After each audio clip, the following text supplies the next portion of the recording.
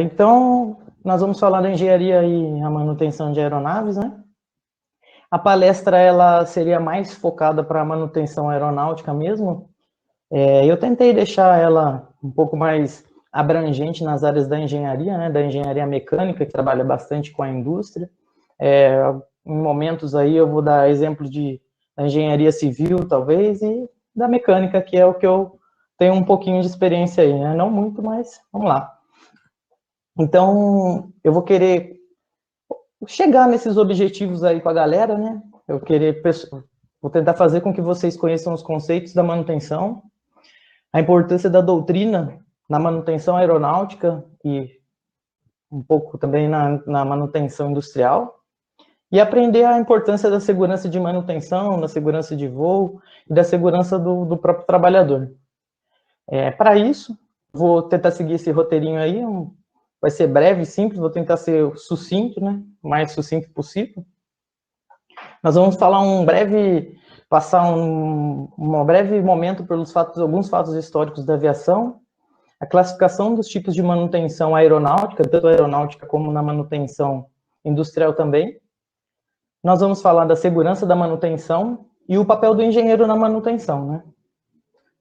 Então vamos lá, os fatos históricos.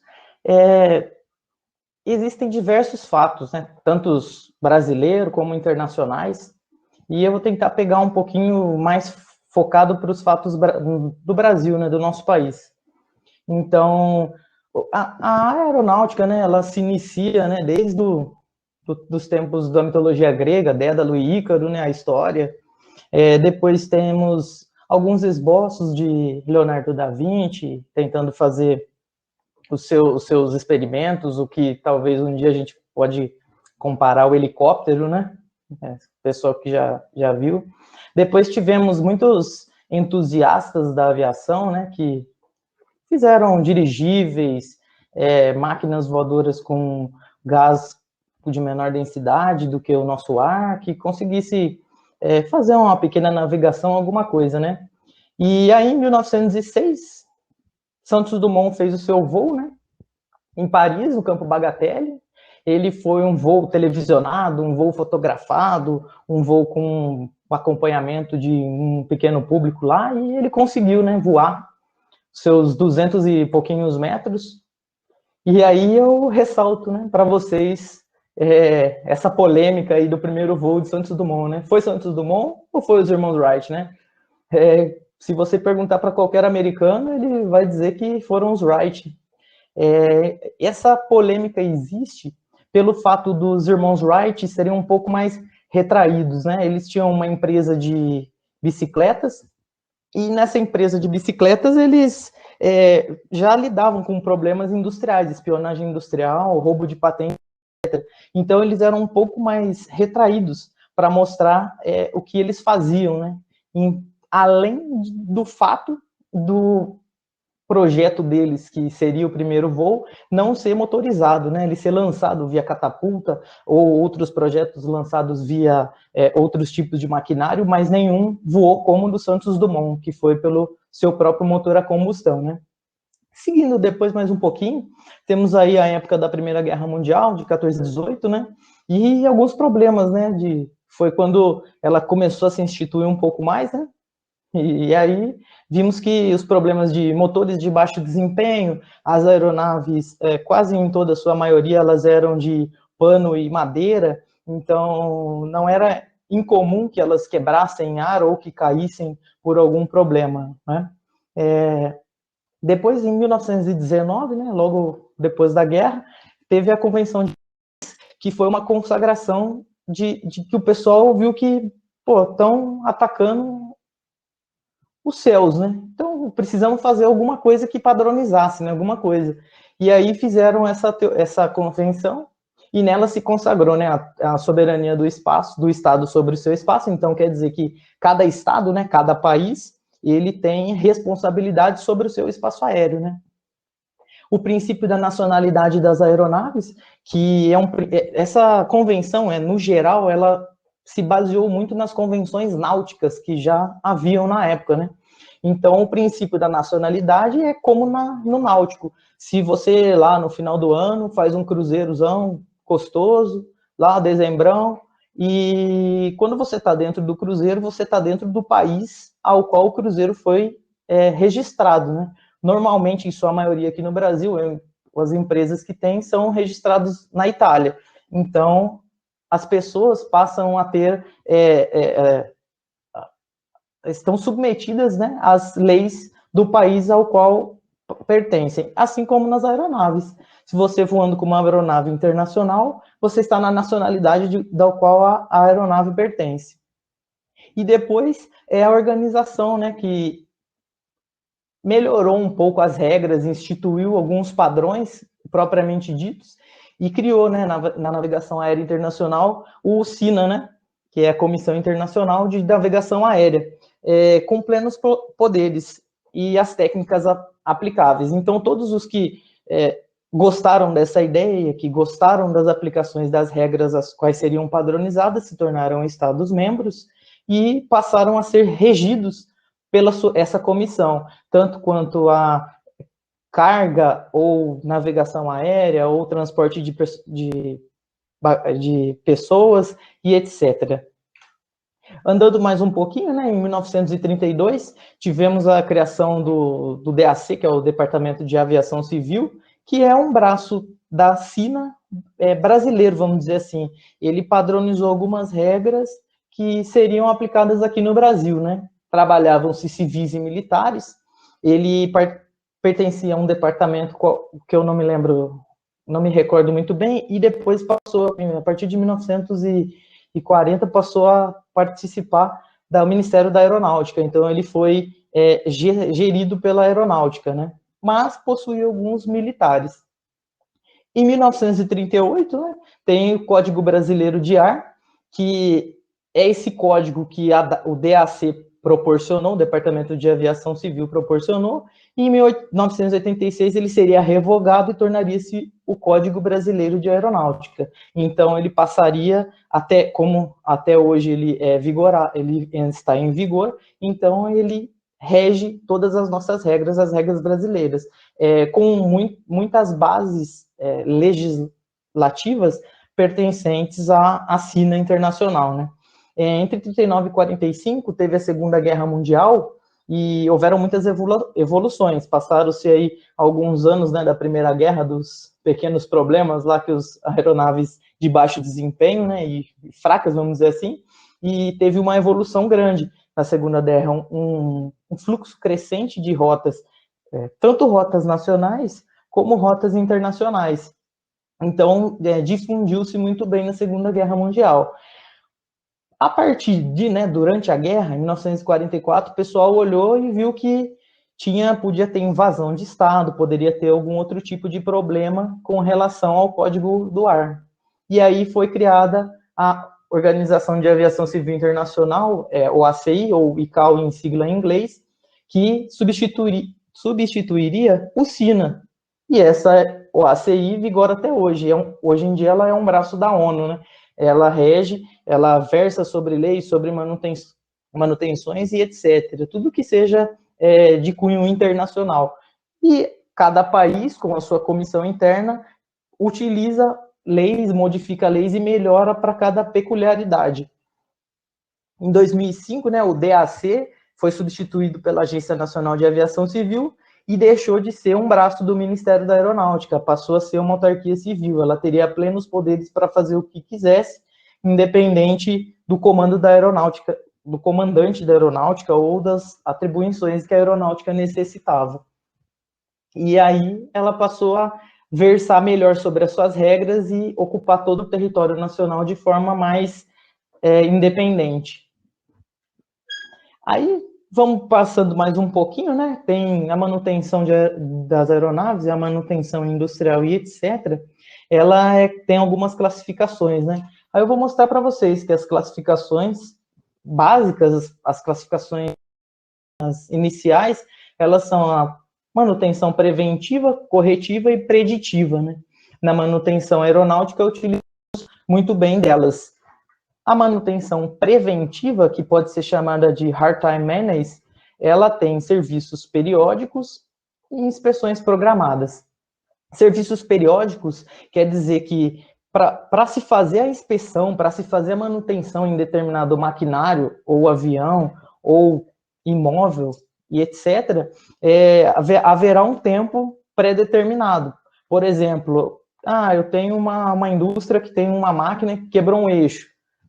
Aliás, me desculpa, eu tenho uma indústria que tem uma máquina que tem que fazer a inspeção a cada 100 horas de trabalho. Então, você tem, durante as 100 horas, qual que é o período do serviço periódico dela? Ela tem um dia, você tem um dia para fazer essa inspeção preventiva programada.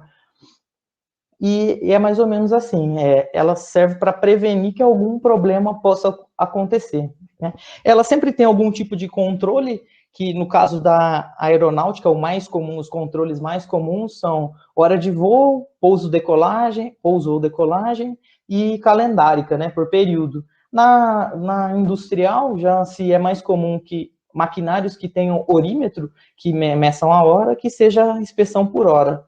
E no caso também do imobiliário, né, as inspeções prediais, inspeções de barragem ou de outros tipos, elas podem ser calendáricas, né, por um período pré-determinado.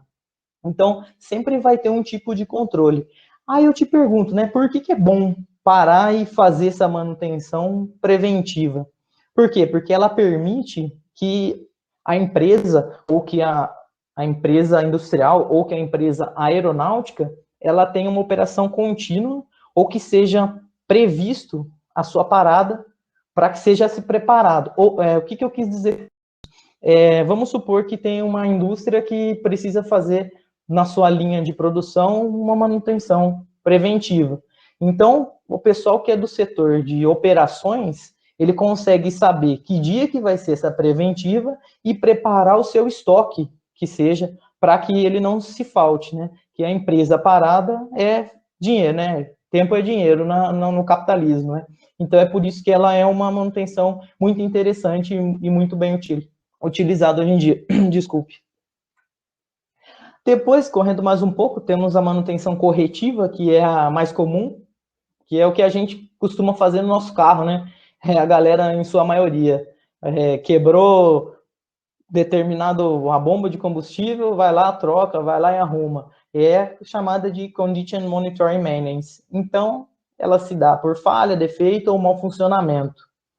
Na aviação, esse tipo de manutenção tem uma peculiaridade, né? Por exemplo, num carro, você sabe que o farol está apagando e acendendo intermitente.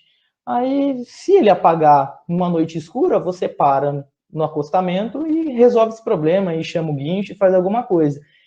Na aviação já não é bem assim, né? Se alguma peça do avião tem alguma falha e essa falha seja crítica, ela é levada em conta a segurança de voo. Então, ela é muito importante. Não tem como parar lá em cima e resolver esse problema. Então, essa manutenção corretiva ela tem que ser analisada para ver como se tratar ela, né? Depois a gente tem a preditiva. Todas as outras duas, elas já são conceitos muito antigos, da modernidade, do Fordismo, do Toyotismo, já vem de tempos. Essa manutenção preditiva, que é a on-condition maintenance, ela já é uma manutenção com um conceito mais moderno, na verdade mais contemporâneo, né? Moderno foram antigos. E ela, como que funciona? Qual que é a diferença? Ela baseia-se em estatísticas. Você vai usar a predição ou previsão para poder resolver, fazer sua manutenção, gerenciar, e seja lá o que for. Ela é muito semelhante à preventiva, mas ela depende de estatística. Eu vou dar um exemplo prático do dia a dia, de uma manutenção preditiva. Você está andando de carro, aí você precisa fazer uma coisa de carro, vai ligar o carro, dá aquela apagadinha no farol, dá uma enfraquecida ali na bateria. Aí, beleza, você dá uma enfraquecida na bateria. Aí, o carro pega, você sai. Aí, uma semana depois, você vai dar uma partida, ficou pior. Aí, então, o que acontece? Você está vendo que o equipamento está perdendo o seu desempenho. Você está prevendo que isso vai acontecer. Aí, o que a gente faz? já que está dando pau, deixa eu olhar minha bateria. Ah, a bateria dura 2, 3 anos. Quanto tempo faz que eu estou com o carro? Ah, eu estou com 3 anos e meio. Ah, então preciso trocar a bateria. Então, isso seria semelhante a uma manutenção preditiva. Continuando mais um pouco, né? Eu vou falar para vocês a segurança da manutenção agora, né? O que a doutrina, tanto da manutenção industrial quanto da manutenção aeronáutica, isso é extremamente importante, né? Então, nós vamos falar. Na engenharia, nós temos atentar para a segurança. Antes de começar falando o que é importante e o que não é importante para a segurança de manutenção, eu vou falar para vocês os fatores punitivos, para que tenha assim, um impacto, né? Nossa, deixa eu prestar atenção nisso aqui, porque isso aqui é importante. Os fatores punitivos podem ser negligência, imprudência ou imperícia. Agora, falando um pouquinho de a negligência é a omissão ou desatenção. A pessoa não age com a atenção que a situação demanda, né? Um exemplo na foto que eu coloquei, é um torneiro, ele está operando o torno e está de aliança. Se essa aliança prende em alguma parte do maquinário, pode dar um problema, ele pode se machucar. Uma mulher que seja torneira mecânica, tiver com o cabelo solto, ou um homem com o cabelo grande, tiver solto, e prender no torno, pode ser um acidente feio, talvez até fatal. Então, essa é também muito conhecido como a negligência. A imprudência é mais do que só essa falta de atenção. O que é? O conhecimento. Você sabe que está fazendo errado. Deixa eu só deixar claro que essa foto é ilustrativa, não é no Brasil. O pessoal fez aí essa montagem com uma pessoa dormindo aí numa turbina de um avião. Só para deixar claro, né? É ilustrativo. Então, a pessoa sabe que está errado, que ela está dormindo em lugar inadequado e mesmo assim o faz.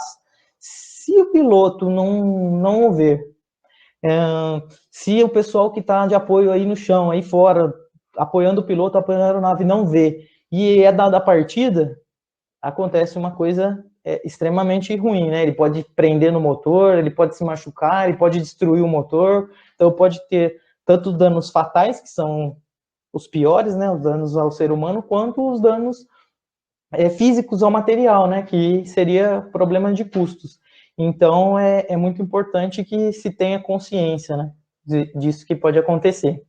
E depois vem a imperícia, né, que é a falta de técnica ou conhecimento. É um exemplo, vamos supor, você é um estagiário que acabou de chegar, aí o seu chefe manda e vai lá, aperta esse parafuso aqui na direita.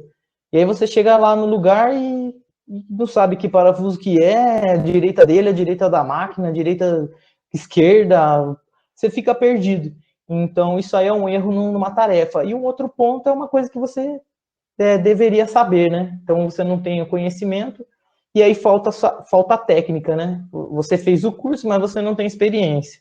Aí, trabalha no determinado máquina, sem ter experiência, então pode ser que você tenha esse problema aí de imperícia. Caminhando, continuando, né? Agora, propriamente dito, vou falar segurança de manutenção, né? Pontos muito importantes da segurança de manutenção. É extremamente importante que o lugar seja luminoso. É importante que se veja o que está fazendo. Tanto manutenção, quanto quem estiver inspecionando, qualquer tipo. É muito importante a luminosidade, né? Ninguém consegue fazer nada sem a luminosidade. Eu trouxe um exemplo aí de um hangar civil, que parece dia pelo tipo de luminosidade, e ao fundo você consegue observar escuro, né? O sol já se pôs. Então, esse é o padrão adequado. Na manutenção aeronáutica, tem acessos um pouco mais restritos na manutenção predial também, na manutenção industrial também, tem lugares mais inacessíveis ou de mais difícil acesso e luminosidade, e aí usa-se lanternas, refletores e etc., né? Seja o que for possível. É extremamente importante que tenha esses extintores na segurança de manutenção, na segurança de trabalho e na segurança local, né, de todos, porque trabalhando com maquinário, sempre há rede elétrica, material corrosivo, material de combustão e vários tipos de problema, né? Então, devemos estar atentos, devemos saber que extintor usar em cada situação, que tipo de extintor usar em elétrico, que tipo de extintor usar em materiais como madeira e papel e etc. É extremamente importante. Também é extremamente importante ter uma ventilação adequada. Por quê? Você está trabalhando e precisa colocar combustível ou precisa colocar algum produto químico que exala gases. Então é muito perigoso para o trabalhador ficar imerso naquela nuvem de gases. Se for um produto combustível, fica aquela parte gasosa dele. Então a ventilação adequada do local de manutenção é de extrema importância também. Inclusive de armazenagem, né, que é o próximo tópico. Então a ventilação da armazenagem é adequada para fazer circular o vento. E o porquê que a armazenagem é extremamente importante. Existem vários tipos de equipamentos que passam por problemas que não podem ser armazenados de determinadas formas. Por exemplo, um pneu. Um pneu ele não deve ser armazenado ao abrigo do sol, ele deve ser armazenado em local fechado com ambiente, luminosidade controlada, umidade controlada e temperatura controlada. Um equipamento eletrônico que seja um equipamento eletrônico de aeronave, que seja um equipamento eletrônico de material industrial, é necessário que tenha essa umidade e que tenha essa temperatura controlada. É de extrema importância isso aí. A armazenagem também pode causar um problema. Por exemplo, na aviação, eu coloco um pneu mal armazenado no avião, visivelmente ele está bom, está tudo ok, decolo o avião, tudo ok. E a hora que pousa, como o pneu estava mal armazenado, ele começou a ter problemas invisíveis a olho nu, a hora que tocou o chão, ele estoura. Aí ele pode ocasionar um acidente aéreo, um incidente, alguma coisa assim na pista. Então a armazenagem também é extremamente importante. Podemos falar também o que é importante é a organização do local de trabalho e de ferramental. Por que é importante? A segurança de trabalho, por exemplo. Como que você trabalha num local todo bagunçado, que você caminha para lá, caminha para cá, e bate, pode se machucar, pode cair, pode tiver uma escada ruim, aonde todo mundo pega e substituído por uma escada boa, o pessoal pega a ruim, usa e pode se machucar. O ferramental tem que estar organizado para que você saiba onde está cada ferramenta, para que seja usada de forma adequada. Então, é extremamente importante em qualquer tipo de manutenção, principalmente na aeronáutica, que é um pouco mais crítica, né, a organização. E o outro fato também, esteticamente, fica muito melhor você trabalhar, você conseguir caminhar, ver o que você precisa usar, o que você não precisa, e etc. Né? É extremamente importante a limpeza. Por quê? Você está trabalhando, você pode escorregar de um local alto se estiver numa plataforma, você pode se machucar, você pode escorregar da sua mão uma ferramenta e cair num local inadequado, um local que possa causar danos ao equipamento e etc. Então, a limpeza do ambiente de trabalho é extremamente importante para qualquer tipo na verdade, para a nossa vida, é extremamente que seja tudo limpo, né?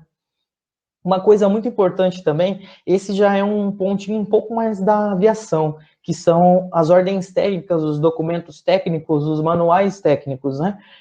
Por que é muito importante mantê-los atualizados? Para que os procedimentos todos sejam feitos da melhor forma possível e da forma atualizada.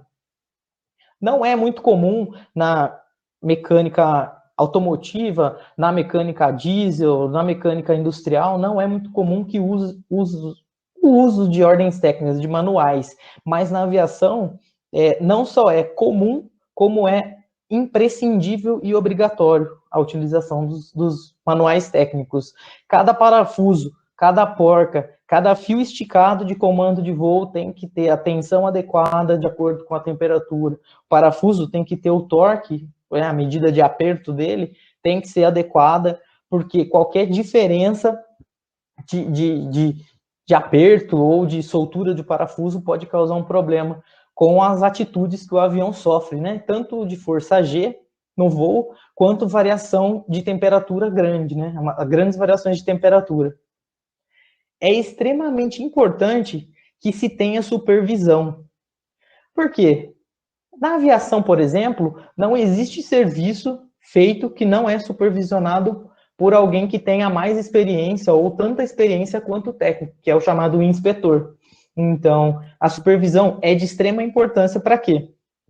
Para que se mantenha a qualidade do serviço, para que se tenha... Todos somos suscetíveis a falhas, né? Então, para que seja se minimizado o quanto melhor possível, nós devemos ter sempre um supervisor que reveja o nosso serviço, que cobre que foi feito conforme os documentos técnicos, que cobre que foi feito conforme as TOs, as ordens técnicas, e etc. E uma coisa que é muito importante é a rotina de trabalho. Por que a rotina de trabalho é importante? Principalmente para os chefes e supervisores de manutenção, encarregados de manutenção, tanto aeronáutica quanto industrial ou imobiliária. Não, o funcionário ele está trabalhando, se ele estiver trabalhando com rotinas inadequadas, com trabalhos excessivos, com cabeça cheia, muitos problemas, ele pode não dar a devida atenção à manutenção. Na aeronáutica, isso é inquestionável, não deve-se ter problemas. Na industrial, uma desatenção pode perder-se um dedo, pode ter-se algum problema, um dano, como eu disse antes, alguns danos materiais ou etc., né? Na aviação, existem várias regras, vários regulamentos, tanto na aeronáutica, na Força Aérea Militar, quanto pela máquina civil, que versam sobre tempo de voo que o piloto pode ficar no ar, tempo de voo tempo de solo que o mecânico pode trabalhar, que o mecânico pode ficar, se o piloto pode comer A ou B, se pode tomar, comer frituras ou algumas coisas que não sejam bons, se beber álcool ou qualquer coisa que tenha problema, remédios, etc. Então, tudo isso é versado pela ANAC, né, aqui no Brasil. O que é muito importante? Capacitação da mão de obra inclusive. Galera, infelizmente, quando eu era menino, eu queria, terminou o colegial, vou fazer uma faculdade. Terminei a faculdade, acabou. Uhul! Nunca mais eu vou estudar na minha vida. Eu tô aqui para, infelizmente, falar para vocês que não é bem assim, não. A capacitação constante, ela é imprescindível para qualquer profissional, tanto na área da engenharia mecânica, em qualquer tipo de engenharia, da medicina, ortopedia, qualquer coisa, é importante a capacitação constante. Para quê? Para que o profissional mantenha-se atualizado e saiba das novas regras, dos novos procedimentos, que o mundo ele é dinâmico, né? Hoje nós podemos ver muito bem isso com o volume de informações que nós temos. Então, a capacitação, ela vai ser, infelizmente, eu vou falar aí para vocês, infelizmente, ou felizmente, né, no meu caso eu gosto, né, ela vai ser eterna. Então, fica aí a dica aí pro pessoal, nunca mais vocês vão parar de estudar, se quiserem ser, né, bons profissionais nas suas áreas, ou se quiserem galgar outros pontos, melhorar sua carreira, etc., né. Muito semelhante, mudando agora, né, para o controle ferramental, muito semelhante à organização ferramental, a gente tem o controle. Eu deixei uma fotinha aí, né, de uma caixa de ferramentas. Então, a caixa de um mecânico aeronáutico, normalmente ela tem esse padrão aí, né? Outros formatos, mas esse padrão, que é o quê? Você consegue ver a ferramenta que está faltando. Por quê? Para que nenhum item, nenhuma ferramenta fique esquecido, fique perdido, ou seja extraviado, fique, por exemplo, trave o comando de um avião, a hora de um pouso, o piloto precisa tomar uma atitude diferente com o manche da aeronave e uma ferramenta travada pode não deixá-lo fazer. E aí acontece, né, um acidente, um incidente, acontece um problema aí. Então, o controle ferramental é uma coisa extremamente importante. É muito importante porque é muito perigoso esquecer uma ferramenta, perder uma ferramenta, principalmente para manutenção aeronáutica, né? O que é importante também é o uso adequado do EPI, do EPC, né, do equipamento de proteção individual, do equipamento de proteção coletiva. Por quê? O trabalhador, é muito importante que ele possa dar o seu máximo, que ele possa fazer o melhor possível. Então, se ele tiver com algum problema, um probleminha auditivo, não está enxergando direito, alguma coisa que pode ter sido causada pelo serviço, barulho, por exemplo, o mecânico de pista, né, de aeroporto, uma pessoa que apoia no aeroporto, é constante barulho na cabeça, então ele pode ter um problema auditivo, então é muito importante que se use o EPI. É muito importante que se use os equipamentos de proteção coletivas também. Um exemplo seria o extintor, né, que é um equipamento de proteção coletiva, como eu disse no começo, importante que saiba-se qual usar, em que momento usar, e etc. E na manutenção, nós temos o cheque de abandono. O que eu posso falar para vocês? É uma coisa, é muito comum na manutenção aeronáutica, esse tal desse cheque de abandono. O que é o cheque de abandono? O mecânico, ele chega para fazer uma manutenção, ele vai trocar uma bomba de combustível de uma aeronave, por exemplo. Aí ele foi, usou as chaves certas, cheirando, conferiu lá na TO, tá, tem que fazer isso, aquilo, aí ele faz, trabalha, tá, acabou o serviço. O que ele vai fazer? Cheque de abandono. Ele vai olhar tudo que ele fez na aeronave fisicamente. É como se fosse um supervisor, né? Ele vai olhar tudo que ele fez de forma calma, cautelosa.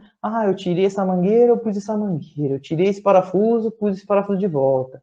Troquei. Ele vai checar se não tem sujeira, se não tem pedaços de fios. Ele vai checar se não tem aqueles que o pessoal chama de forca-gato, né? Tie wrap, aquele lacrezinho de plástico, né? Ele vai checar se não tem aquilo caído, ele vai checar se não tem parafuso que caiu e se perdeu, se tem pedaço de parafuso, se tem sujeira, qualquer coisa.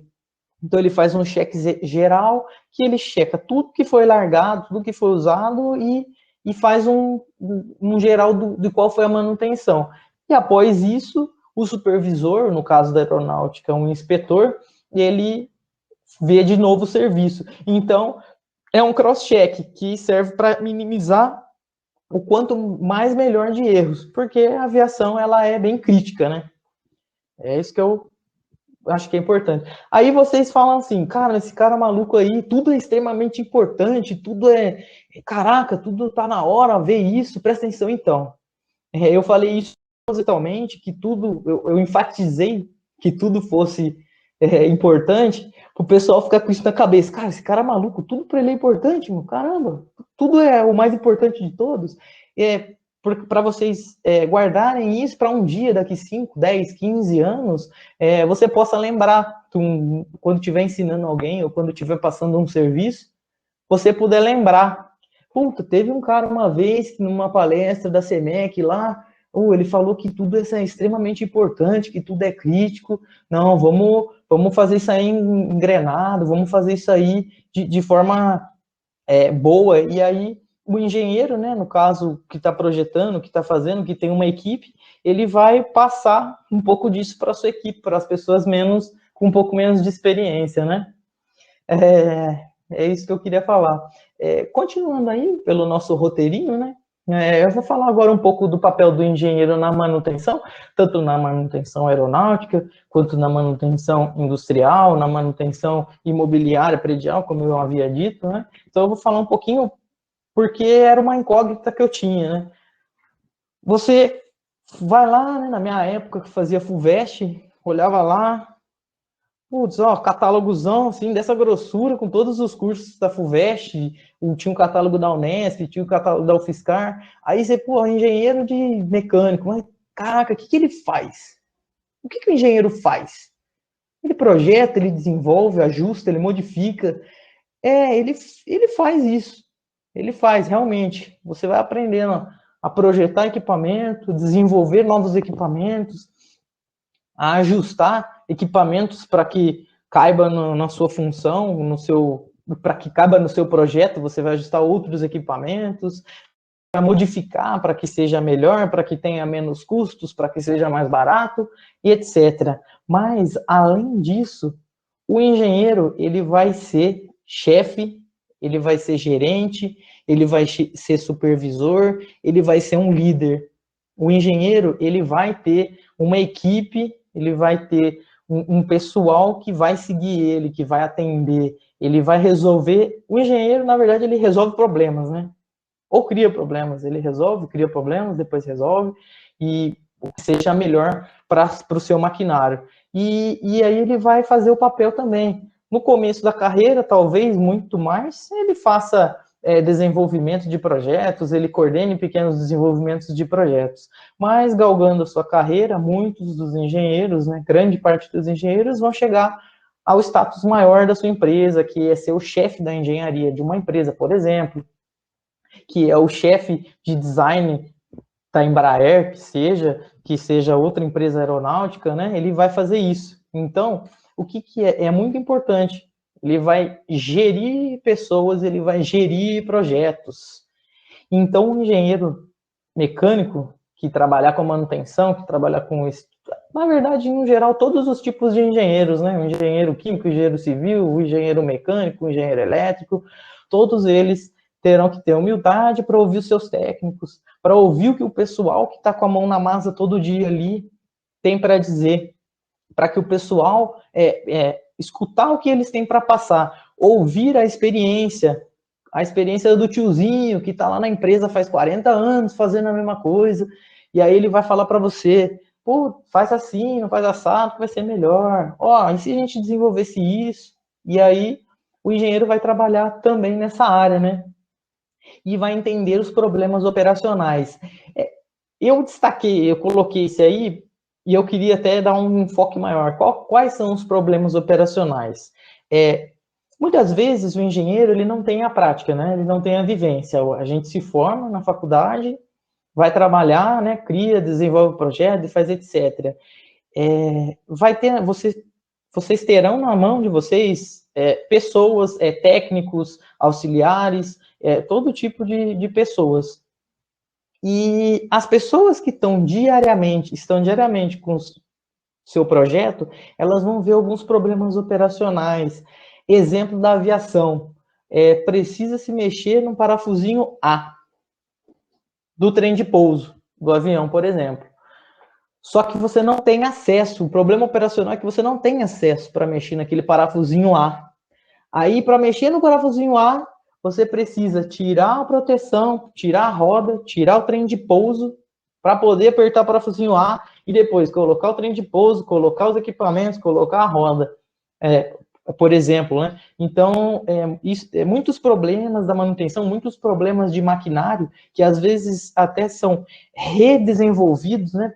Depois de um tempo operando um maquinário ou um avião, algumas partes podem ser redesenvolvidas pela falta de humildade de escutar os técnicos, de entender os problemas operacionais do pessoal que está lá na linha de frente todo dia.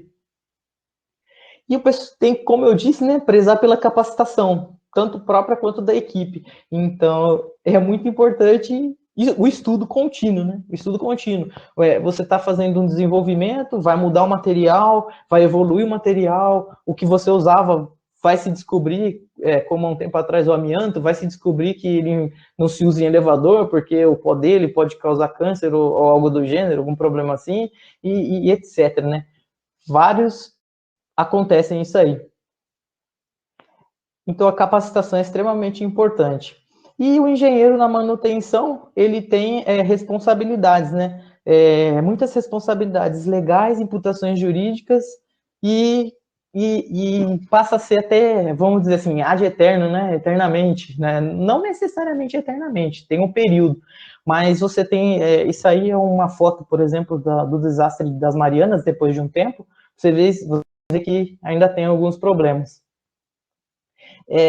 O que pode, especulativamente, uma situação que pode se ocorrer, não nesse caso, qualquer outro caso, tem um muro que está trincado e os engenheiros fazem a exposição. Então, é muito importante, fazem a inspeção. Então, é muito importante que, se tiver algum problema, o engenheiro tem aquela doutrina, ele tem aquilo de saber o que é seguro e o que não é seguro. Entendeu? Porque ele vai ter responsabilidades legais durante muito tempo. Então, isso é muito importante. E imputações jurídicas. E com esse, né, eu espero não ter me delongado muito, espero que vocês tenham gostado. Passando pelo roteiro aí, eu falei um pouquinho do histórico da aviação, a criação das leis internacionais,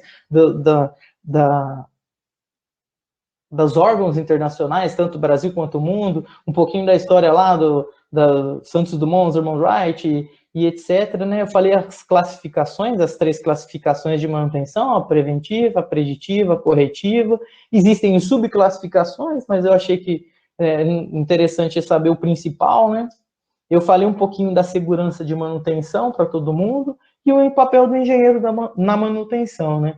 Eu achei que é muito importante. E assim eu espero que o objetivo do pessoal que está me acompanhando, que está escutando aí, tenha sido concluído, que o pessoal conhecer um pouquinho os conceitos de manutenção, ver que é tudo muito crítico, que é tudo muito importante, e conhecer, né, a importância da doutrina na manutenção, de tudo que tem que ser feito metodicamente, com manual, do jeito certo. No caso de maquinário, que seja se feito com atenção, com segurança, e aprender a importância da segurança, né? Espero que tenha ficado claro para todos aí. Então, eu gostaria de agradecer o Rafael, que me chamou para palestrar, para poder passar um pouquinho aí do que eu sei, né? Não sou nada demais, é só um bate-papo aí com a galera.